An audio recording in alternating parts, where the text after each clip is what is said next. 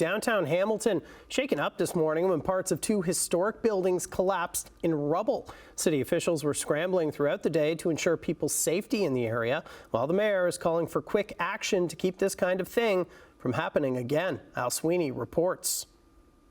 A witness told us he heard the crash as the buildings collapsed this morning and then saw a huge cloud of dust go up.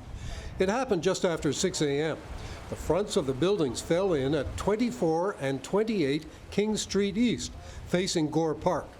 Buildings next door were evacuated for safety. The fire department searched for people in the rubble. They didn't find any and say it appears there were no injuries. But city officials determined the buildings have to be torn down.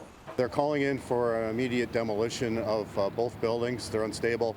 We've got the walls have bowed on the east side, and we're concerned that the rest of the two buildings is going to come down. The two buildings dated from the 1870s. Some time ago, they were hailed as a success story in a heritage project going back more than 10 years, but they were recently boarded up.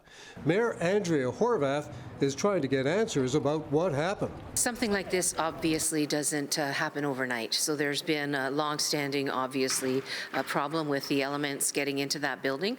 I don't have any details at this point, but I'm asking all of the questions of our staff. She wants the city now to determine how many buildings it has at risk of collapsing so it doesn't happen again. I want an inventory of what all those buildings are. Like, where are the at-risk buildings in our city? Some of them may be heritage properties, some of them may not be heritage properties, but the fact of the matter is we need to know what the inventory of those properties are, what condition they're in, and how we're going to make sure that this kind of thing doesn't happen again. Like the mayor, the city councillor for the area says he's trying to pin down information about the buildings, including how the city has handled them. We've known these buildings have been in a state of disrepair for a very long time. This isn't a new thing. Of course, it's horrible to imagine that they've gotten to such a state where they've fallen over. I also know that the city has said that they have some property standards investigations that are currently going on. They were in the building as early as last Friday.